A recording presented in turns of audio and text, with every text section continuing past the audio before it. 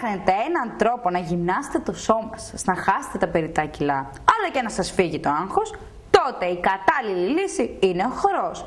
Εμείς ξεκινήσαμε λίγο να χορεύουμε και σας δείχνουμε τα δικά μας πλάνα από μικρούς μέχρι μεγάλους που χορεύουν. Για πάμε να το δούμε.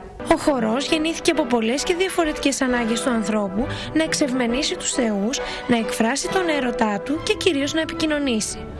Από τότε πολλά πράγματα άλλαξαν. Ο χορός όμως παραμένει ακόμα πανταχού παρόν. Έχετε παρατηρήσει ότι ορισμένες φορές στο άκουσμα μιας ρυθμικής μουσικής δεν μπορείτε να αντισταθείτε στον πειρασμό του λυκνίσματος? Μελέτες δείχνουν ότι ο εγκέφαλος αντιλαμβάνεται τους δυνατούς ήχους σαν απότομες μετακινήσεις και προσπαθώντας να ισορροπήσει το σώμα του δίνει εντολή για κίνηση. Όλη αυτή η διαδικασία προκαλεί, σύμφωνα με τους επιστήμονες, μια έντονη αίσθηση ευχαρίστησης που πλημμυρίζει τον οργανισμό. Τα ωφέλη από το χορό είναι πολλά. Το σημαντικότερο είναι ότι ο χορός είναι μία από τις καλύτερες αεροβικές ασκήσεις. Αυξάνει το ρυθμό του μεταβολισμού, βοηθάει στις καύσεις του οργανισμού και επομένως συμβάλλει στην απώλεια κιλών.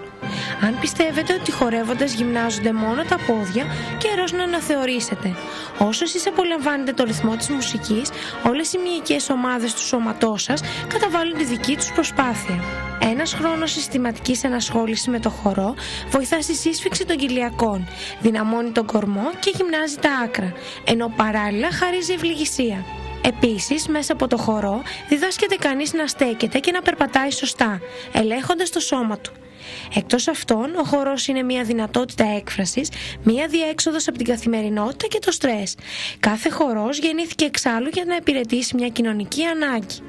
Μακριά από την έννοια του μοναχικού σπορ, ο χορός είναι φτιαγμένος πάντα για δύο ή περισσότερους ανθρώπους, που βιώνουν έτσι τη χαρά της επαφής και της ομάδας.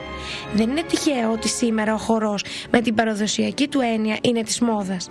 Οι σχολές ξεφυτρώνουν σαν μανιτάρια και προσφέρουν ποικιλία επιλογών. Διαλέξτε αυτό που σας ταιριάζει και κάντε μια νέα αρχή.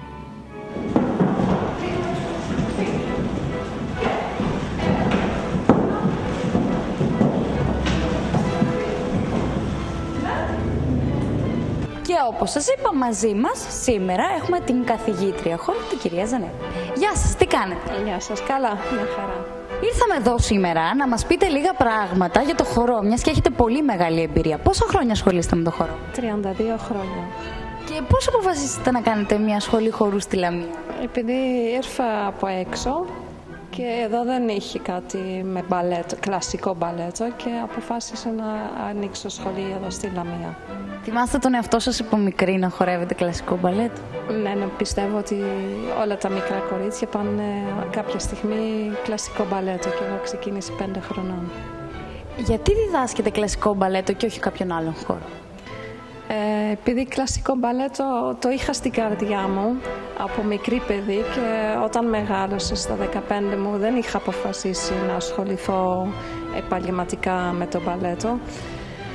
Αλλά μου άρεσε πάρα πολύ και όταν πήγα β' γυμνασίο αποφάσισα να ασχοληθώ με το κλασικό μπαλέτο γιατί το είχα στην καρδιά μου και έκανα και τότε καθημερινά μαθήματα χορό στην Ολλανδία και μόλις τελείωσε με το σχολείο έδωσε εξετάσεις στο μπαλέτο και με πήραν στην Ολλανδική Κρατική Σχολή για κλασικό μπαλέτο και ταυτόχρονα με δεχτήκανε και στην Βασιλική Ακαδημία Χορού του Λονδίνου και αποφάσισα να ακολουθήσω αυτό το πρόγραμμα.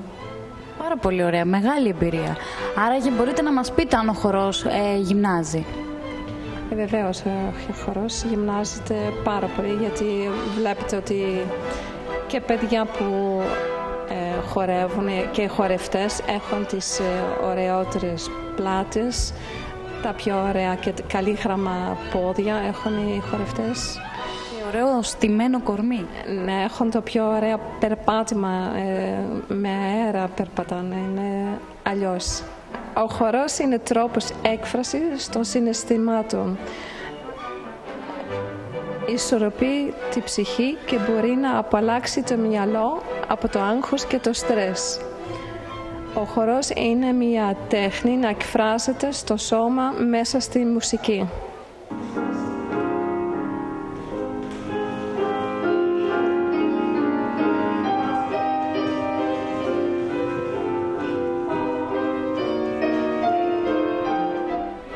πώς σε λένε, Λούδη? Μαρία. Μαρία, πόσο χρονών είσαι? 8. Και τι σ' αρέσει στο χορό? Γιατί χορεύεις? Γιατί μου αρέσει. Γιατί σου αρέσει? Εσύ? Εύα. Εύα, πόσο χρονών είσαι, Εύα μου? 6,5. Και τι σου αρέσει? Σου αρέσει η στολή, σου αρέσει το τραγούδι, τι σου αρέσει και χορεύεις? Οι κινήσεις? Οι κινήσεις. Εσύ γιατί διάλεξες το κλασικό μπαλέτο? Γιατί μου αρέσει. Τι σου αρέσει πιο πολύ, το τραγούδι ή οι κινήσεις που κάνεις με την δασκάλα σου? Οι κινήσεις που κάνω. Κινήσεις που κάνεις. Αλλά άφησα από εδώ τα κορίτσια μου παραπονεμένα. Για πες με εσύ, πόσο χρονών είσαι? 7,5. 7,5. Και εσύ γιατί χορεύεις, τι σου αρέσει? Γιατί μου αρέσει το μπαλέτο. Σου αρέσει το μπαλέτο. Εσένα? Βασιλική. Για πες μου, Βασιλική. Μ' αρέσει το μπαλέτο. Και πόσα χρόνια κάνεις, χορεύεις χρόνια? 2-3. 2-3, δηλαδή ξέρετε όλες, δεν μπορείτε να μου δείξετε μια φιγούρα, κάτι ρε παιδιά, Ναι. Ωραία, θα το δούμε μετά μέσα.